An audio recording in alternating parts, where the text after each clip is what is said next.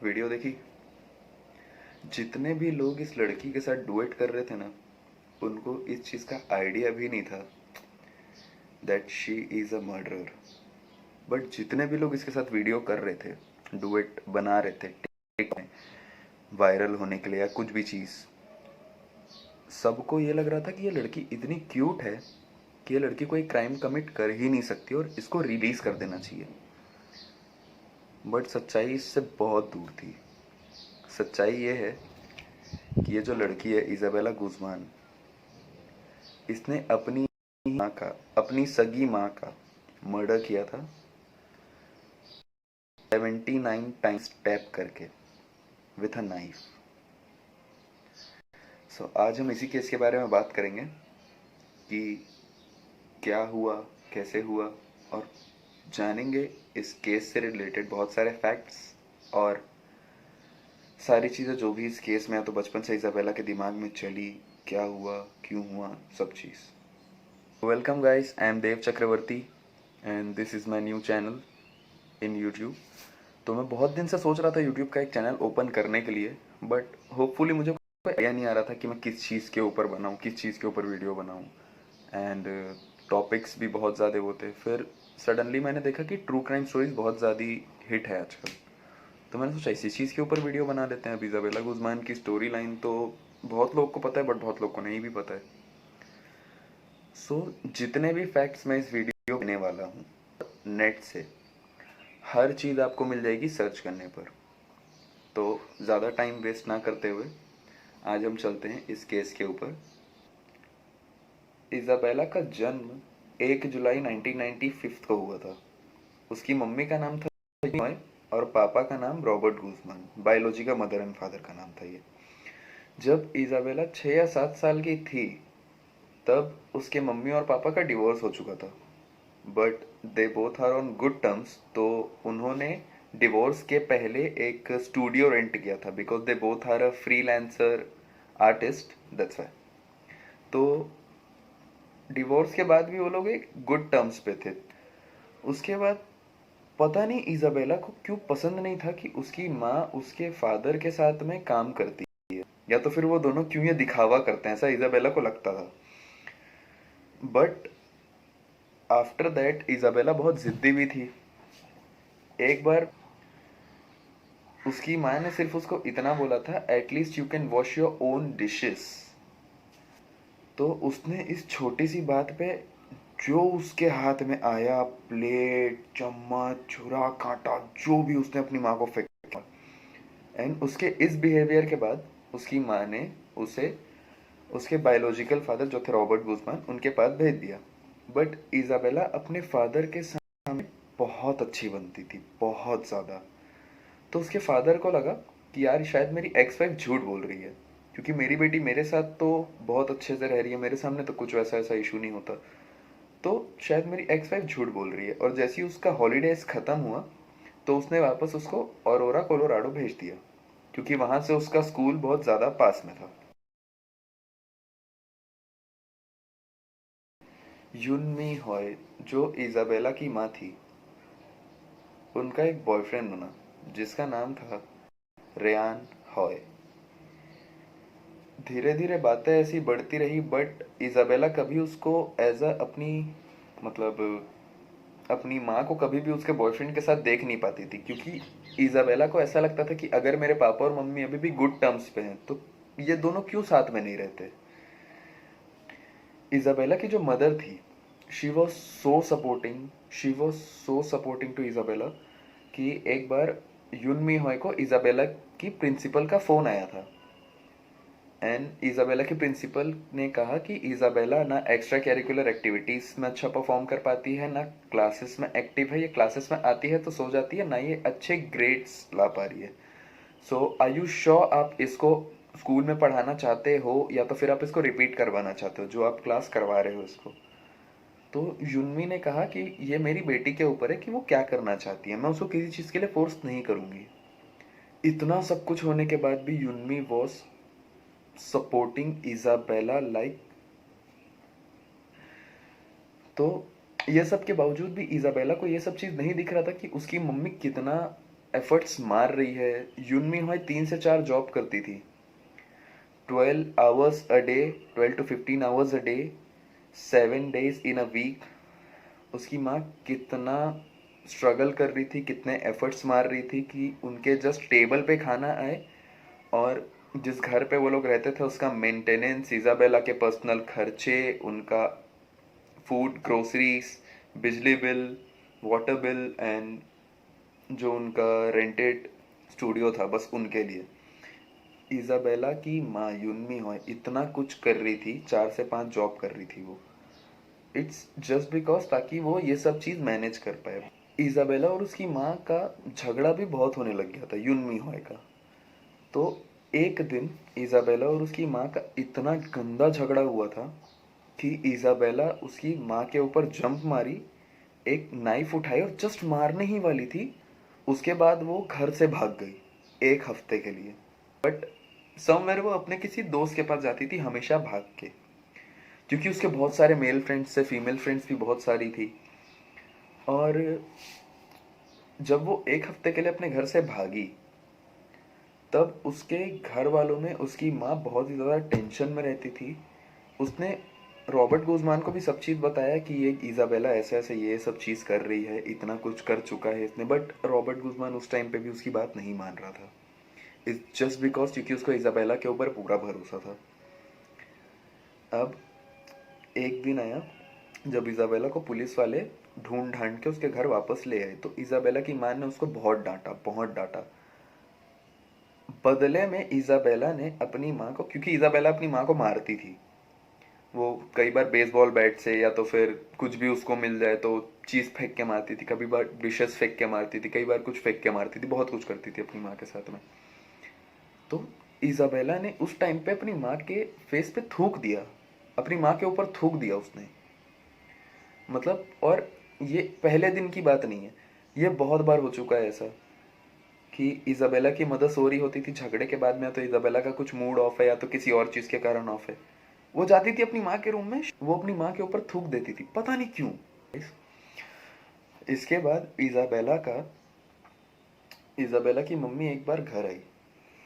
घर आने के बाद उन्होंने देखा कि क्योंकि इजाबेला की जो मदर थी यूनमी होए, वो नीचे वाले रूम में रहती थी, तो उनका घर ऐसा था, यहाँ पे उनका रूम, यहाँ पे हॉल, हॉल के यहाँ पे किचन, यहाँ से एंट्रेंस, और एंट्रेंस से ऊपर जाने के लिए ये सीढ़ी, सीढ़ी के ऊपर यहाँ पे बाथरूम, और बाथरूम के बगल में इजाबेला का रूम।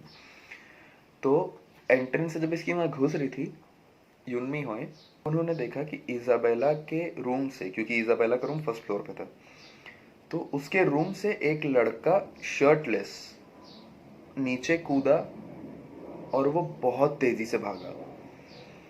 और उसकी माँ को उस पॉइंट पे लगा कि जो भी मोहल्ले वाले बता रहे थे मेरी बेटी के लिए कि आपकी जो बेटी है जब आप घर पे नहीं रहते हो तो वो लड़कों को बुलाती है, या हम लोगों ने बहुत बार उसको देखा है स्मोकिंग करते हुए, wheat, hash, you know that kind of stuffs, तो वो सब करते हुए। बट इजाबेला की माँ कभी किसी की बातों पे इतना ज़्यादा फोर्सफुली नहीं मानी कि नहीं ये हो ही नहीं सकता, मैं मेरी बेटी को सबसे ज़्यादा अच्छे से जानती हूँ। बट एट दैट डे जब वो लड़का निकल के भागा और उसकी माँ वापस आई उसके रूम में, इजाबेला के रूम में, तो उसकी माँ को पता चल चुका था, यूनमी होय को पता चल चुका था कि इजाबेला वीड और हैश स्मोक करती है, क्योंकि उसके रूम से स्मेल आ रही थी। तो उसकी माँ को और उसका बहुत बड़ा झगड़ा हुआ, और इजाबेला उस टाइम पे सिर्फ 17 साल की थी, सिर्फ 17 साल की। तो उसकी मदर ने उसको समझाया कि Isabella 17 is not the age to get pregnant, क्योंकि 17 साल की अगर कोई लड़की प्रेग्नेंट हो जाती है तो उसको बहुत सारे कॉम्प्लिकेशंस भी झेलने पड़ सकते हैं। सो ये सब चीज़ों को इजाबेला अपने दिमाग से उड़ा देती थी, क्योंकि उसको कोई मतलब ही नहीं था, उसको सिर्फ अपनी लाइफ एंजॉय करनी थी। अब एक दिन इजाबेला अपने घर से निकल के भाग गई। उसकी माँ ने 24 आवर्स के बाद पुलिस में कंप्लेन लिखवाया कि मेरी बेटी पता नहीं कहाँ चली गई है, क्या हो गया उसे, मुझे कुछ नहीं पता। बट इस इंसिडेंट के बाद 3 या 4 दिन बाद पुलिस वाले इजाबेला को तो घर खोज के ले आए थे, परंतु इजाबेला इसके बाद अपने मन की करने लग गई थी टोटली। She was insane. कोई समझ नहीं पा रहा था उसको। वो रात भर बाहर घूमती थी, लड़कों के साथ रहती थी, जो उसके मन में है वो करती थी। इजाबेला की जो मदर थी, युनमी हॉय, उनके जो बॉयफ्रेंड थे, रेयान हॉय, they both are getting married when Isabella was 16 to 17 years old। क्योंकि उस टाइम तक युनमी को अंदर से एक चीज पता चल चुका था कि अगर मैं कुछ भी करूं तो इजाबेला की जो ज़रूरतें हैं वो मैं अकेली तो पूरी कर नहीं पा रही हूँ इतने साल से। क्योंकि 7-8 साल, मतलब 9-10 साल वैसी समथिंग कुछ हो चुके थे उस टाइम पे। That's not clear in every way. So एक रफ गैस ले लेते हैं, 8 से 10 साल के बीच में। 8 से 10 साल के बीच में जब युनमी हॉय कुछ अकेले नहीं कर पाई इजाबेला के लिए, मतलब उसने कोशिश बहुत की बट इजाबेला को ये चीज़ पता नहीं थी कि मेरी माँ इतना कुछ कर रही है मेरे लिए। So Yunmi Hoy decided to get married with Ryan Hoy. तब रेयान ने इजाबेला को सारी चीज़ें दी जो उसको चाहिए था, बट इजाबेला सिर्फ नए नए रीजंस ढूंढती थी रेयान से झगड़ने के लिए, ताकि वो अपनी माँ को दिखा पाए कि देखो आपकी चॉइस बहुत घटिया है, ये मेरे फादर बनने लायक नहीं है। बट युनमी कहीं ना कहीं इन सब फाइट्स के बीच में रेयान का सपोर्ट करती थी, which makes Isabella so angry that she was started thinking कि मेरी माँ ही मेरी सबसे बड़ी दुश्मन है। एक दिन इजाबेला का और उसकी माँ का बहुत बड़ा मेजर फाइट हुआ था, जिसमें इजाबेला ने अपनी माँ के ऊपर हाथ उठाया था और युनमी हॉय ने, जो इजाबेला की मदर थी, उसने इजाबेला का हाथ रोका और हाथ रोकने के बाद उसने इजाबेला को एक बहुत तेज का झापड़ मारा और इजाबेला को बहुत हार्डली तरीके से बोला that go back to your room. और इस दौरान पीछे इजाबेला के स्टेप फादर रेयान हॉय भी खड़े हुए थे। रेयान हॉय का यह कहना था कि जब युनमी हॉय ने इजाबेला को चांटा मारा तब मैं युनमी के ऊपर चिल्लाया क्योंकि वो हमारी ही बच्ची है, तो उसको इतना हम नहीं मार सकते। अब ये सब बात एक सेकेंडरी मैटर है। इजाबेला उसके बाद चिल्लाते हुए, भमकते हुए, पैर वैर पटकते हुए अपने रूम में चली गई। उसके बाद इजाबेला ने एक लास्ट थ्रेटनिंग ईमेल भेजा अपनी माँ को, जिसमें सिर्फ 9 वर्ड्स थे। बट युनमी जब ये मैसेज को पढ़ी सो वो कांप चुकी थी डर के मारे। अब सी देखो, ऐसा नहीं है कि इजाबेला ने पहली बार ही अपनी माँ को थ्रेटनिंग ईमेल्स भेजे थे। इजाबेला हमेशा भेजती थी अपनी माँ को थ्रेटनिंग ईमेल्स, और जिसमें वो डिस्क्राइब करती थी कि वो अपनी माँ को कैसे मारेगी, कैसे काटेगी, उसको जिंदा रखते हुए कैसे उसको टॉर्चर करेगी। तो इसके बाद अब हालांकि जो इजाबेला ने ईमेल भेजा था उसमें ज़्यादा कुछ नहीं था, उसमें सिर्फ 9 वर्ड्स थे।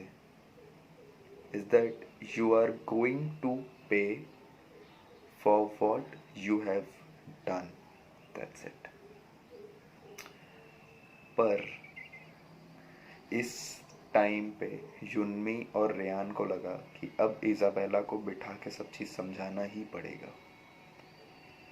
सो they call Robert Guzman the biological father of Isabella. Isabella के फादर अगले दिन सुबह वहाँ आते हैं।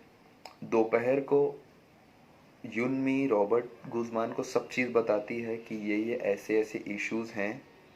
और फिर इसके बाद रॉबर्ट गुजमान, युनमी हॉय और रेयान हॉय, तीनों पेरेंट्स मिलके जो उनकी इकलौती बेटी है उसको समझा रहे थे कि देख बेटा, तेरी जो मदर है तेरे लिए इतना कुछ कर रही है, सिर्फ तेरे एक्सपेंसेस उठाने के लिए वो 3-3 4-4 जॉब्स कर रही है। So at least you should respect her. तू झगड़, तेरे को मना नहीं कर रहे हैं झगड़ने से, तेरे को अगर नशा वशा कुछ करना है, बाहर भी जाना है, तो एटलीस्ट तू कुछ भी कर, बट ये सब चीज़ें थोड़ा देख समझ के कर। ये उसके मम्मी पापा का कहना था। बट उस टाइम पे, उस कन्वर्सेशन पे इजाबेला चुप चुपचाप सब चीज सुन रही थी, अपने नेचर के विपरीत। जब 2 या ढाई घंटे का सेशन खत्म हुआ इजाबेला को समझाने का, तो इजाबेला सडनली उठी। उसने अपने फादर रॉबर्ट गुजमान को ये चीज़ बोला कि ठीक है पापा, मैं अब पॉजिटिव वे में सब चीज़ लेना चालू करूंगी, मैं अब पॉजिटिव वे में चेंज होना चाहती हूँ, मैं पॉजिटिव वे में चेंज होंगी भी, that I promise to you. तो अब वहाँ पे रॉबर्ट गुजमान थोड़ा देर बैठा जब तक इजाबेला रूम में अपने जा चुकी थी। अब रॉबर्ट गुजमान वहाँ पे थोड़ा देर बैठा और उसने बोला कि इतना कुछ हो गया and I am sorry Yunmi Hoy that I don't believe in you. मैं तुम पे बिलीव नहीं किया था, सो सॉरी फॉर दैट। इन सब के बाद युनमी हॉय और Ryan Hoy, step father of Isabella and original mother of Isabella, दोनों बैठ के डिसाइड कर रहे थे कि काश हमने ये सब चीज़ पहले इजाबेला के साथ की होती, हम उसको पहले ही प्यार से समझा दिए होते तो आज बात शायद इतनी आगे नहीं बढ़ती। But the truth was far away from this. Isabella ने अपने फादर को झूठ बोला था कि मैं पॉजिटिव वे में चेंज होऊंगी। सो स्किप दिस पोर्शन और सीधा फिर अब लास्ट के पोर्शन पे चलते हैं, द क्राइम। इजाबेला ने ये चीज़ अपने फादर को झूठ बोली थी कि मैं अच्छे वे चेंज होंगी, क्योंकि देखो बात ऐसी थी ना उस टाइम पे कि जब इजाबेला की जो मदर थी और स्टेप फादर और फादर जब तीनों मिलके इजाबेला को समझा रहे थे, तब उसके दिमाग में ये चीज़ चल रहा था कि वो अपनी माँ को कैसे मारे, और उसने सबसे दर्दनाक रास्ता चूज किया था अपनी माँ को मारने के लिए। That was so terrifying.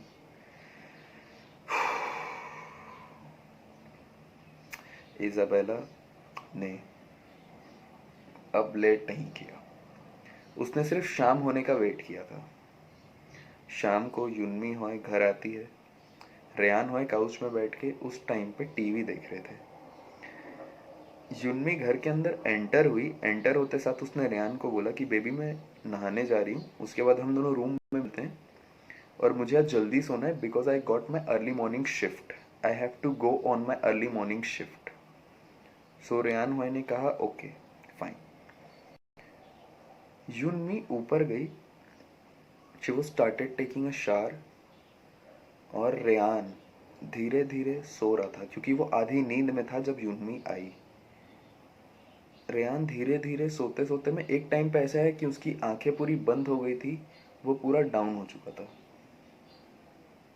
उसी टाइम पे उसने एक बहुत बड़ी बैंग की आवाज़ सुनी और एक बहुत बड़ी चीख से उसका पूरा घर गूंज गया। रेयान नहीं सुना, नहीं समझा क्या है क्यों है, वो सीढ़ी से भागते हुए रेयान हॉय ऊपर गया और ऊपर की तरफ जाते साथ उसने देखा कि इजाबेला के लेफ्ट हैंड में बेसबॉल बैट है और युनमी शावर के नीचे गिरी पड़ी है। रेयान भागते हुए गेट खोलने के लिए गया और जो थोड़ा सा जो गेट खुला हुआ था, युनमी के ऊपर इजाबेला खड़ी हुई थी जो उसे बेसबॉल बैट से मार रही थी। इजाबेला भी भाग के बेसबॉल बैट छोड़ के गई। इजाबेला के अंदर जितनी जान थी उसने सब लगा दी टू क्लोज द डोर। और रेयान इस टाइम ऑफ पीरियड में कहीं ना कहीं वीक हो गया था, तो इजाबेला ने झटके से गेट बंद किया। इजाबेला के गेट बंद करने के बाद रेयान ने गेट पे कान लगा के सिर्फ और सिर्फ रेयान अब सुनने का काम कर सकता था, बट रेयान धक्का मार रहा था, गेट नॉक कर रहा था, सब कुछ कर रहा था अपनी वाइफ को बचाने के लिए। वो गेट को धक्का मारे जा रहा था, एक और बार, एक और बार, एक और बार, एक और बार, और उसे अंदर से सिर्फ युनमी की चीखने की आवाज़ें आ रही थी। बट जब इजाबेला कुछ नहीं सुन रही थी और युनमी के चिल्लाने की आवाज़ बहुत देर तक आ रही थी, तब रेयान ने सोचा कि अब मुझे पुलिस को फ़ोन करना पड़ेगा, आई हैव टू कॉल 911। तो वो जल्दी से नीचे गया अपने रूम में, उसने 911 डायल किया, उसने बताया पूरा कि क्या हो रहा है, मेरी स्टेप डॉटर है, वो मेरी वाइफ को मार रही है, ये वो ऐसा वैसा, हमारा एड्रेस ये है। बोलते बोलते जब वो स्टेयर से ऊपर चढ़ा तो उसने देखा कि बहुत टाइम से उसने युन्मी की चीख नहीं सुनी थी, और बाथरूम के बाहर एक वाइट कलर का मैट था उनके बाथरूम के बाहर, वो पूरा लाल हो चुका था पानी और खून से।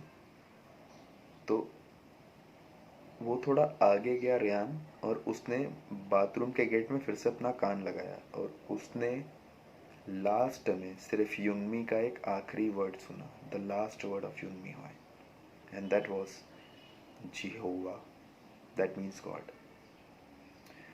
जब रेयान को ऐसा लगा कि अब उसने अपनी वाइफ को परमानेंटली खो दिया है, तब वो चुपचाप पीछे हटा। हालांकि इस टाइम पे भी रेयान के फ़ोन में 911 डायल था, 911 था।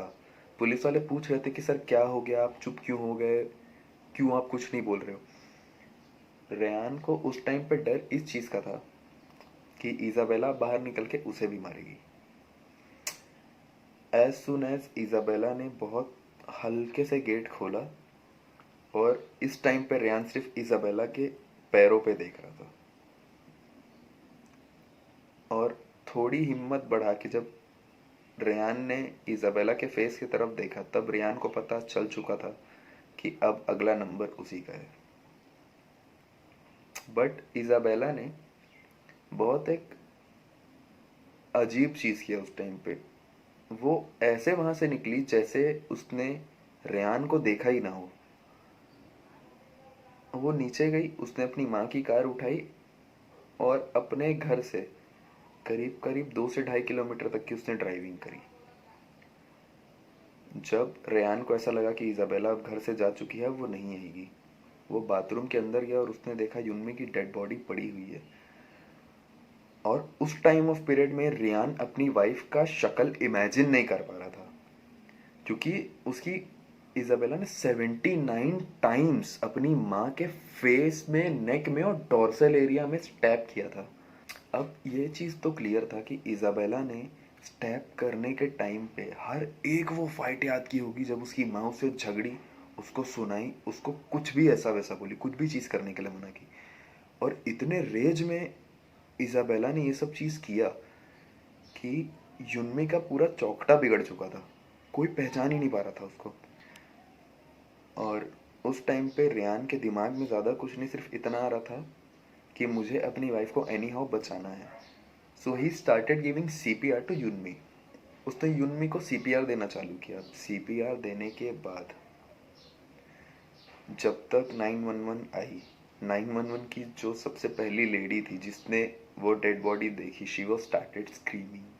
मतलब तुम लोग सोच सकते हो, वो फोटोज़ कहीं पे अवेलेबल है नहीं, बट आई थॉट सो कि अगर कभी मुझे वो फोटो मिल गया कहीं से भी, तो मैं कोई भी अगर दूसरा वीडियो बना रहा हूँ तो मैं उसमें ये फोटो डाल दूंगा, ठीक है।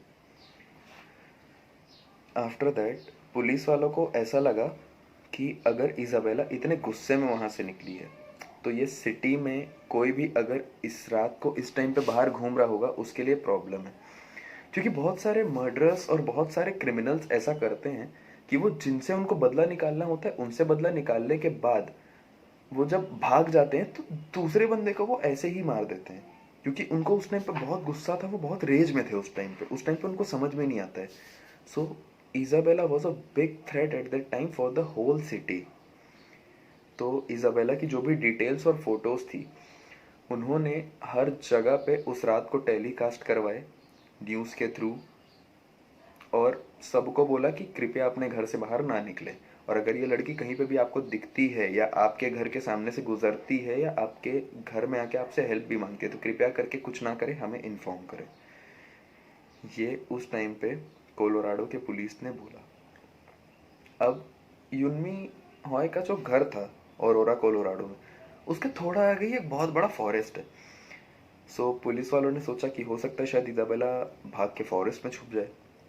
तो रात भर उन्होंने पूरी एक सर्चिंग टीम, पूरी सर्चिंग गैजेट्स और शिकारी कुत्ते, जो सूंघने वाले जो कुत्ते होते हैं, वेल ट्रेन डॉग्स, उनको लेके उन्होंने पूरा जंगल छान मारा, बट इज़ाबेला नहीं मिली। अगले दिन सुबह 9 बजे तक इज़ाबेला नहीं मिली। बट इस हादसे के 15 घंटे बाद ही इज़ाबेला के घर से 2 या 2.5 किलोमीटर की दूरी पर एक लेडीज़ का फ़ोन आता है कि हमें कार के अंदर एक डेड बॉडी मिली है, विच साउंड्स प्रिटी इंटरेस्टिंग। तो पुलिस वाले वहाँ पहुँचे। पुलिस वालों को कार के अंदर डेड बॉडी नहीं मिली, बट इज़ाबेला मिल गई। पुलिस वालों ने उसके ऊपर गन ताना और सीधा सीधा उसको बोला, इज़ाबेला को, that come out, we are here to arrest you. Isabella उस टाइम ऑफ पीरियड में बहुत शांत थी। उसने शांति से सबकी बातें सुनी, शांति से उसने सब चीज़ किया। और ये सब चीज़ों के बावजूद इज़ाबेला, जो किसी की बात नहीं सुनती थी, इज़ाबेला ने पुलिस वालों की हर बात मानी। वो चुपचाप कार से बाहर आई तो पुलिस वालों ने देखा कि उसके हाथ में और उसके थाई में एक जगह पे चोट के निशान है, क्योंकि रतरलेस कट लगा रही थी अपनी माँ के ऊपर। इतनी गुस्से में वो अपनी माँ को स्टैब कर रही थी कि उसको जनरली ये चीज़ नहीं पता थी कि उसके हाथ में और उसकी थाइज में एक जगह पे वो स्टैब कर चुकी है अपने खुद के। इसके बाद जब पुलिस वाले इज़ाबेला को हॉस्पिटल लेके गए थे, क्योंकि उसके हाथ के यहाँ पे और थाइज में कट था। And I left the religion when I was 14, and the abuse at home worsened after I quit. The fight with my mom was terrible, and I was injured in the process. I have the scars on my hands. I don't know if you can see or not. I'm not mentally ill anymore. I'm not a danger to myself or others. If I could change it or if I could take it back, I would. तो उनको ऐसा लगा कि शायद Isabella को कोई psychic disorder है, इसको कोई साइकिक प्रॉब्लम है। तो उन्होंने उसको फिर एक साइकोथेरेपिस्ट के पास भेजा, और साइकोथेरेपिस्ट ने ये चीज़ क्लेम किया कि इज़ाबेला को स्किज़ोफ्रेनिया नाम की बीमारी है, दिमागी बीमारी है। और इज़ाबेला ने अपने स्टेटमेंट में ये कहा था, जज के सामने और सबके सामने, एफआईआर्स में भी और चार्जशीट्स में भी, कि मुझे एक आवाज़ आती थी। और इज़ाबेला ने ये बयान में सबके सामने कहा था, जज के सामने भी, कि मुझे एक आवाज़ सुनाई देती है जो मुझे फोर्स करती है कि मैं अपनी माँ को जान से मार दूँ, और मैंने लास्ट में मार दिया। और यही वीडियोस है जो आप सब देख रहे हो। तो आपको शायद अगर इज़ाबेला के बारे में कुछ चीज़ नहीं पता थी, या तो फिर कुछ चीज़ शायद आप नहीं जानते थे, तो अगर वो चीज़ आपको पता लगी हो तो होपफुली मेरे वीडियो बनाने का सफल मकसद हुआ। एंड या अगर आपको कुछ भी चीज़ नया पता चला हो इस वीडियो से, सो थैंक यू वीडियो पूरा लास्ट तक देखने के लिए। एंड जय हिंद।